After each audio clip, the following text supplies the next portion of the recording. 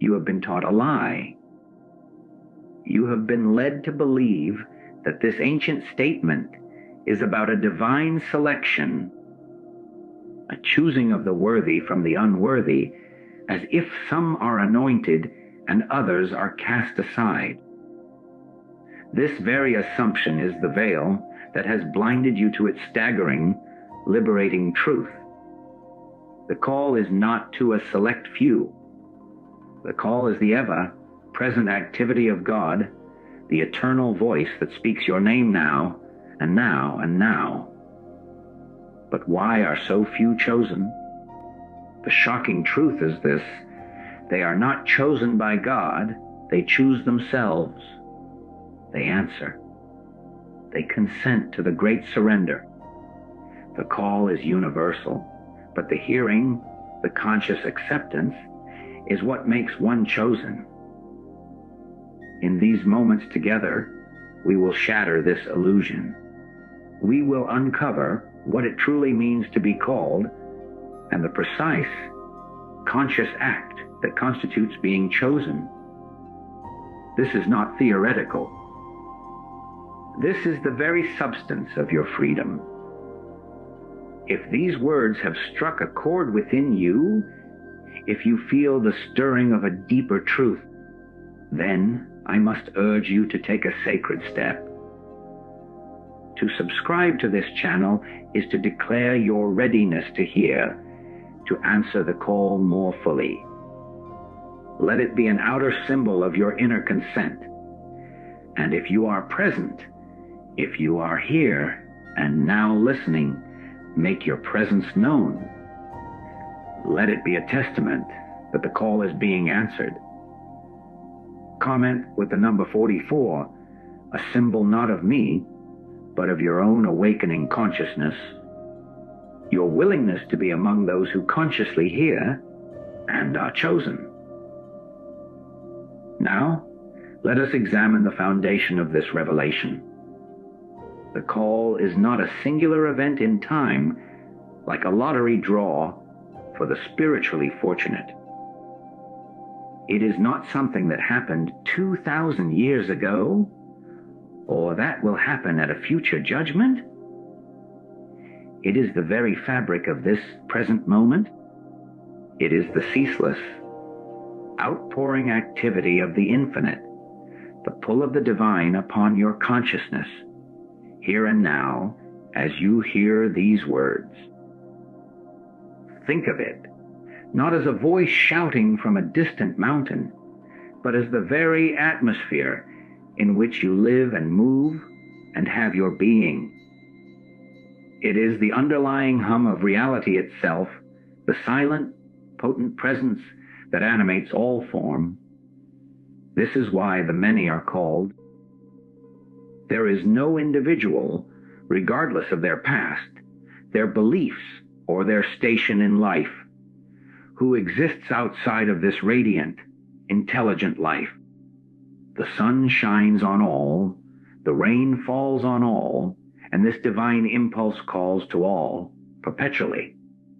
But if this is so, if the call is this pervasive, this constant, then why does it so often feel like silence? Why do we stumble through our days feeling separate, lost, or unheard? The answer lies not in the failure of the caller, but in the static of the receiver. We are like a radio tuned to the wrong frequency, so engrossed in the noise of our own world that we cannot perceive the sublime symphony broadcasting on an adjacent channel. What is this static?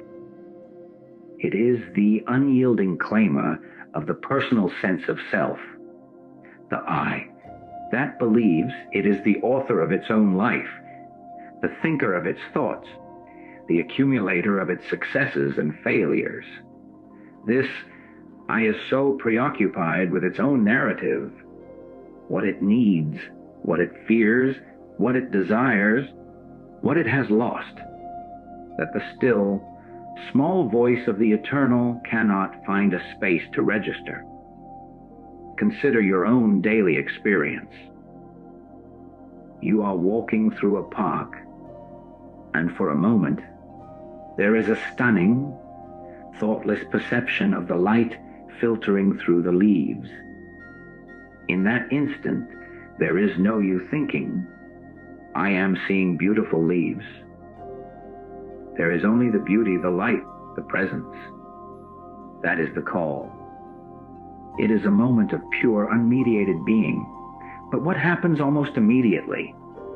The personal I rushes back in. It says, this is so peaceful. I should come here more often. Or, I wish I could capture this in a photograph. Or, this reminds me of that time last year. And just like that, the moment is gone. The call was present, but the personal self reclaimed the throne of your awareness, and the opportunity to dwell in that conscious union was lost. This is the great struggle. The call is not absent. Our attention is captured elsewhere. This is the first and most critical barrier to being chosen, the surrendered self. We are not waiting for God to choose us. We are being invited to relinquish the very identity that feels separate from God. The call is an invitation to die to the illusion of a personal, independent existence and to awaken to our true nature as the very expression of the divine. It is not about becoming a better you. It is about discovering that the you thought you were is a limitation, a veil hiding the radiant, impersonal Christ consciousness that is your true being. When you feel anxiety, is it not the personal I fearing for its future? When you feel resentment, is it not the personal I feeling wounded in its pride? This self is the only thing that stands between you and the conscious, continuous experience of being chosen. The call is the eternal invitation. The choice to be chosen is the moment by moment decision to turn down the volume on that personal drama and to listen instead for the profound and healing silence from which all things emerge. This brings us to the very heart of the mystery, the pivotal point upon which your entire spiritual destiny turns. If the first truth is that the call is universal, then this second truth is the shocking, empowering key that unlocks the gate. Being chosen is not something that is done to you. It is something you do. It is a conscious, deliberate act of response. The universe does not play favorites. It operates according to immutable, impersonal law. The law is this: consciousness is the only reality. Therefore, to be chosen by the divine, your consciousness must align itself with the divine. This alignment is not a passive hope or a wistful prayer. It is an active, vigorous, and sustained choice. You are not a spectator in a grand spiritual selection. You are a participant in a grand spiritual activation. Think of it in this way. Imagine a master violinist standing in a room filled with 1,000 violins. The master plays a single, perfect, resonant note. That note in its purity and power is the call. It fills the entire room, vibrating in the air around every single instrument. Now, observe the violins. Many of them sit silent, their strings loose, their wood cold. They are present in the room with the music, but they are not responding. They are the many who are called. But then you see one violin. Its strings begin to hum. They vibrate in perfect sympathy with the note played by the master. It is not producing its own sound, It is resonating with the sound that is already there. This violin has chosen itself to respond. It has tuned itself to the frequency of the master. This is what it means to be chosen.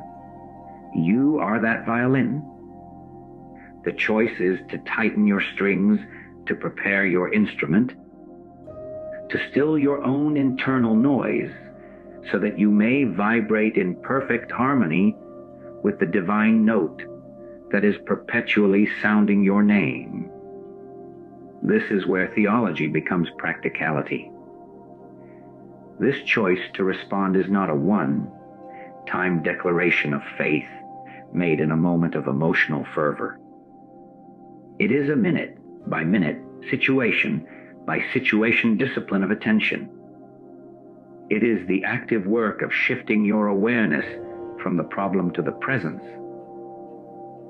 When a wave of fear about your financial future arises, the unchosen consciousness will obsess over bank accounts, budgets, and worst-case scenarios.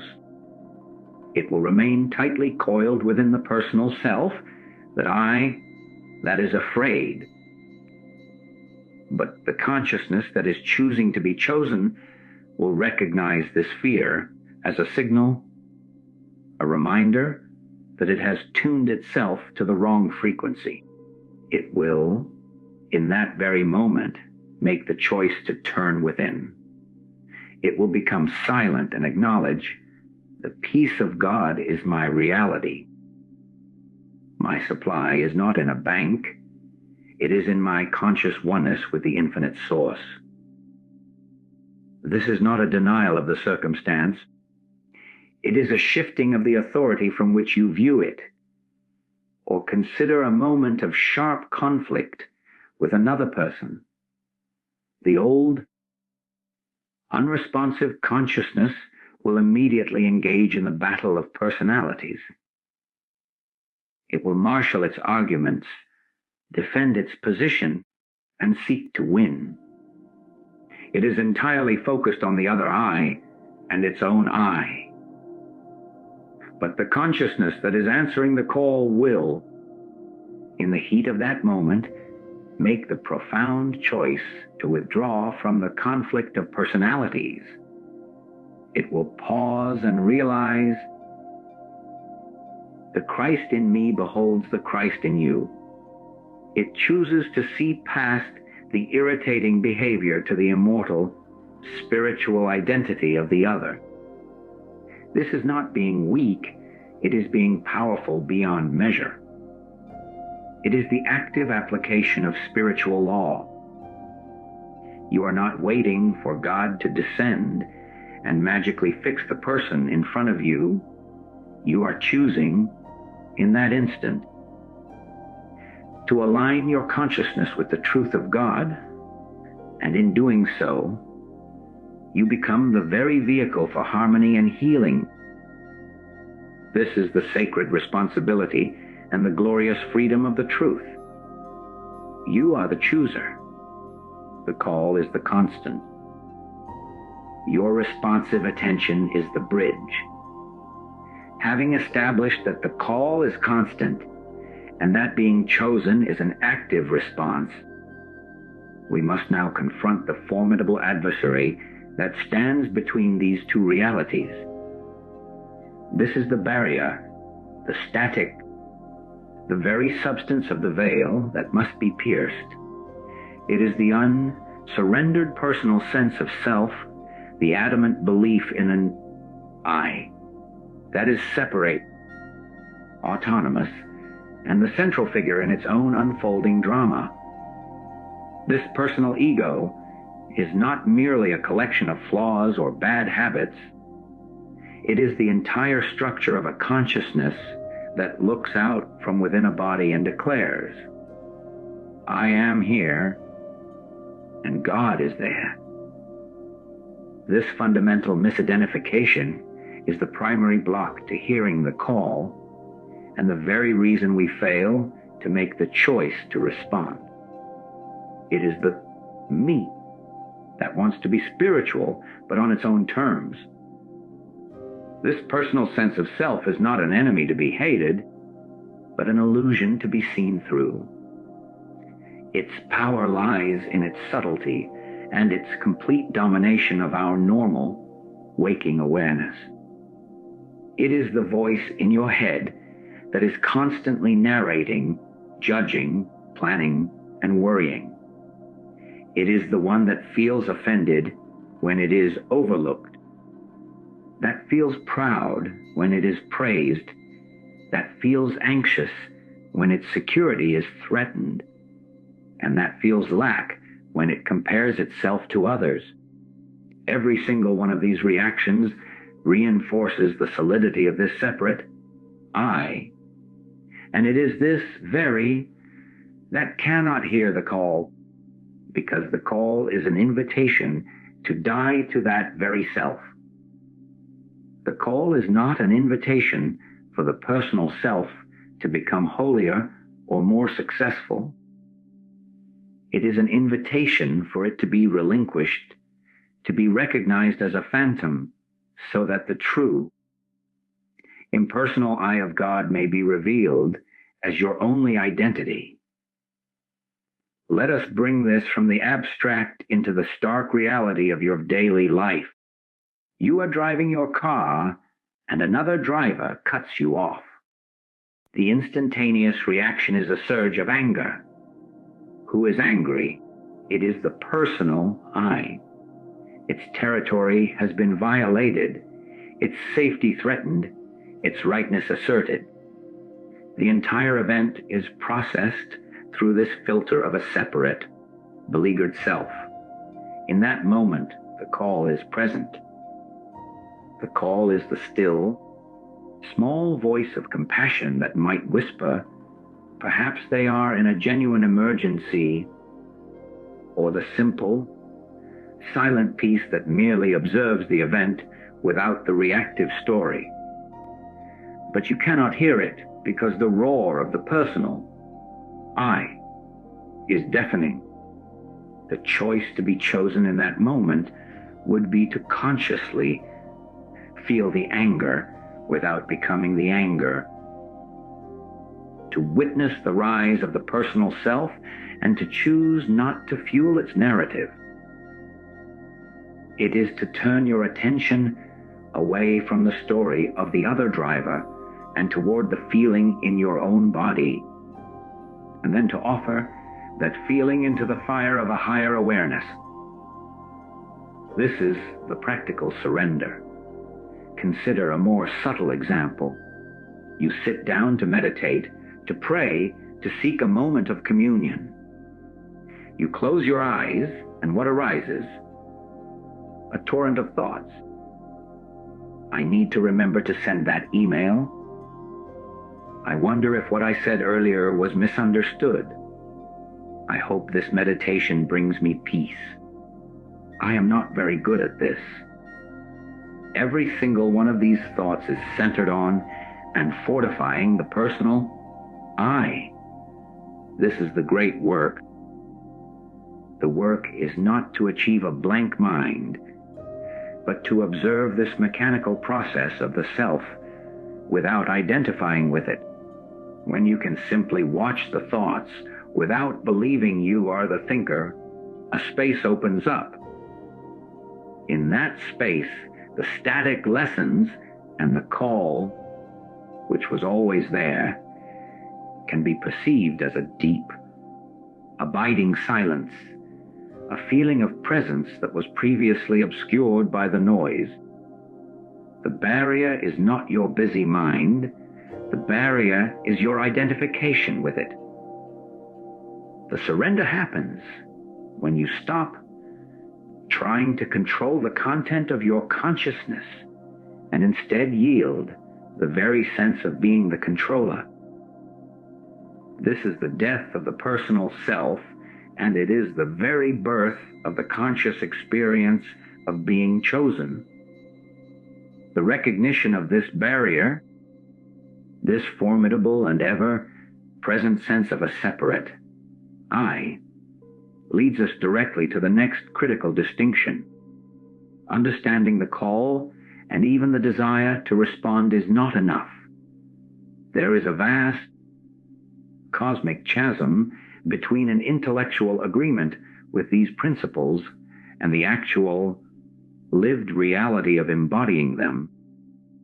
The world is filled with individuals who can eloquently quote scripture, discuss metaphysics, and hold beautiful concepts of God in their minds, yet their daily lives remain a theater of conflict, fear, and separation. Why?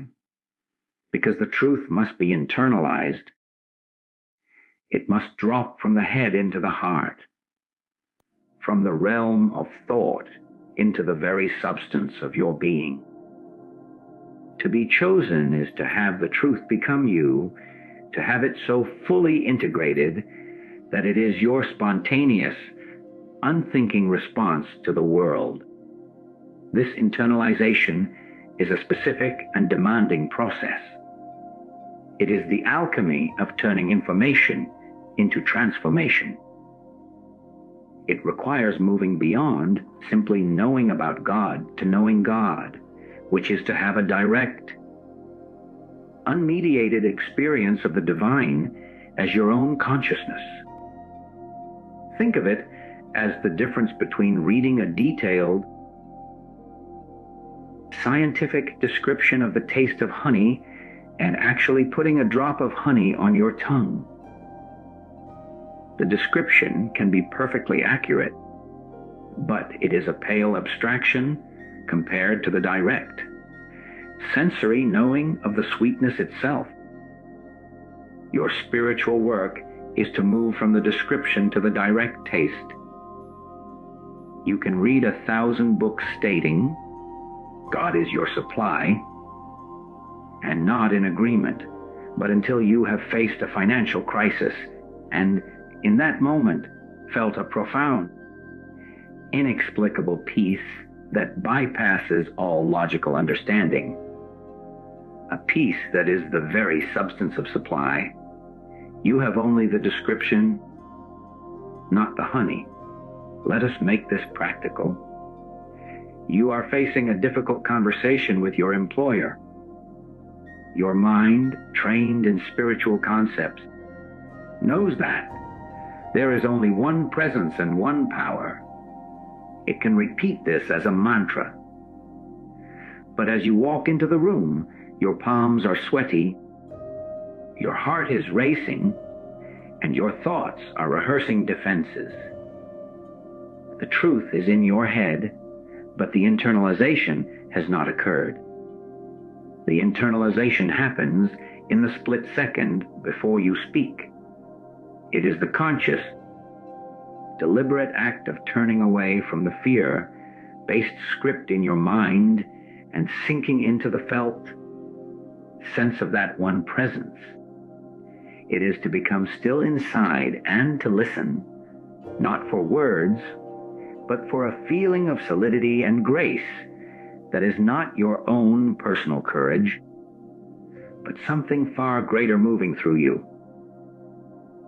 When you then speak, the words may be the same words you planned, but they will be imbued with a different authority, a different quality, because they are emanating from that internalized stillness rather than from a reactive, personal self.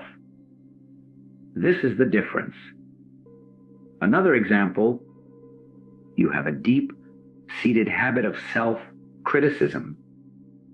Intellectually, you know the teaching that you are a perfect child of God. You can say the words, but the moment you make a mistake, the old, familiar wave of shame washes over you. The internalization of the truth occurs in the space you create between the mistake and the shame. It is the moment you catch the critical thought and, instead of following it, you consciously bring to mind not the concept of God's love, but a specific memory or a felt sense of an unconditional love you you may have once experienced, perhaps from a pet, a grandparent, or in a moment in nature. You fuse that feeling with the present moment. You allow that feeling to be the truth about you right now, more true than the mistake. You are not thinking about love. You are letting love consume the critic. This is how truth moves from the library of your mind into the living room of your heart. It ceases to be a theory you apply and becomes the atmosphere you inhabit.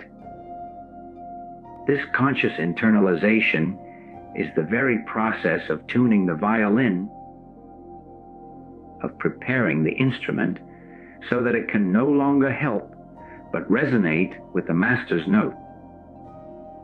This progressive unveiling of the principle, from the universal call to the active response, the surrender of self, and the deep internalization of truth, culminates in a realization that is both sobering and utterly liberating.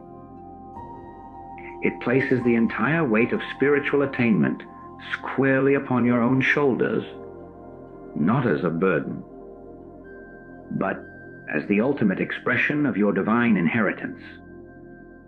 There is no external savior coming to lift you out of the conditions of your own consciousness. There is no guru whose realization can be transferred to you like a spiritual blood transfusion. The path is one of direct, individual responsibility. You are the architect of your inner world, and therefore the master of your experience of the outer world. The kingdom of heaven is not entered by chance or by divine favoritism.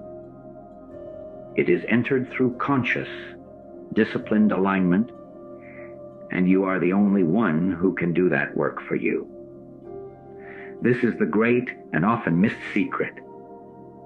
We look for solutions, for salvation, in the external realm. We seek a new job to solve our discontent, a new relationship to fill our loneliness, a new teacher to give us the final answer. But this is merely rearranging the furniture in a house that is built on the shaky foundation of a separated self. True power, the power that the mystics and masters spoke of, is the power to change the foundation itself. And this work is an inside job that no one can do for you. The most profound teaching in the world is useless if it is not applied by you.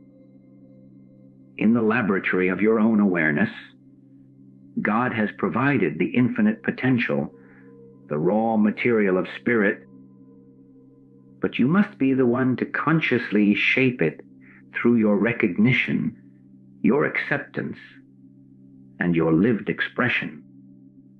Consider a moment of profound resentment you may hold towards someone who wronged you.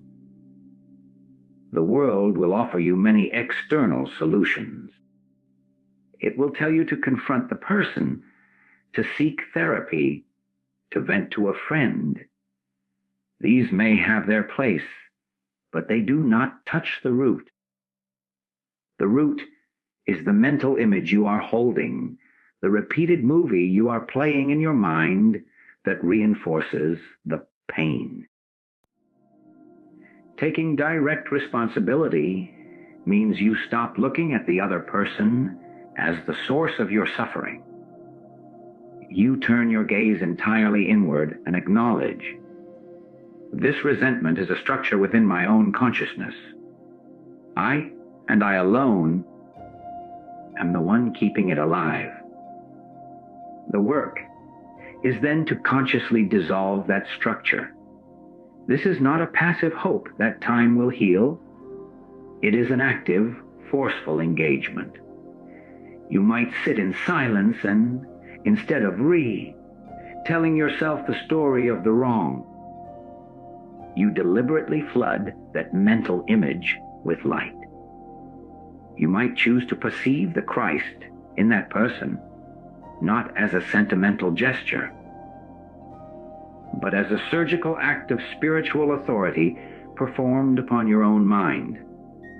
You are not waiting for them to apologize. You are taking responsibility for the only thing you truly can control, your own state of consciousness, or take the experience of lack. The external solution is to strive, to hustle, to acquire. The path of direct responsibility turns you completely inward. You sit with the feeling of lack itself. You feel its emptiness, its ache. And then you consciously begin to pour the substance of truth into that feeling. You do not just think, God is my supply. You actively use that truth to fill the inner void. You feel the infinite abundance of spirit as a tangible presence until the feeling of lack begins to dissolve from the inside out. You are not manifesting a new job, you are annihilating the consciousness of lack, knowing that your outer world has no choice but to conform to your inner foundation. This is the sacred responsibility. It means the end of blame and the beginning of true power. It means you can no longer point a finger outward, for you are too busy using your hands to reshape the very clay of your own being. And so we arrive at the ultimate choice, the final surrender, that is, in reality, the only true beginning. All that has been shared, the nature of the call, the act of response, the surrender of the self, the internalization of truth, and the acceptance of total responsibility, converges upon this one non-negotiable point. The path does not lead to a better you. It does not culminate in a perfected, polished, and spiritualized personal identity. It culminates in the utter relinquishment of that very identity. The ultimate choice is to willingly, consciously, and joyfully let go of the personal I, with all its history, its wounds, its triumphs, and its name, to make room for the only I that has ever existed, the divine impersonal. This is the final barrier and the final freedom. It is the shocking truth that you are not going to meet God. You are to discover that you have never been separate from God, and that the sense of a separate self was the only illusion obscuring that eternal fact. This is the great transition from being a human being having occasional spiritual experiences to being a spiritual being having a temporary human experience. The personal I is the filter that colors the pure, white light of God into the fragmented spectrum of your individual life. To relinquish it is not to become nothing, it is to become everything. It is to exchange a single, flickering candle for the sun itself. The personal I is possessive. It says, my life, my home, my understanding. The divine impersonal is expressive. It is life itself, living as you, loving as you, acting as you, but without the central, claiming narrator. Your hands become the hands that feed the hungry. Your voice becomes the voice that comforts the grieving. But the door is not the personal you. The door is the Father within. You become a transparency through which the infinite shines, unobstructed by the dust of a separate self. Consider a moment of genuine, selfless compassion. A friend is in distress, and without a single thought for yourself, you move to comfort them. In that pure moment, Where are you?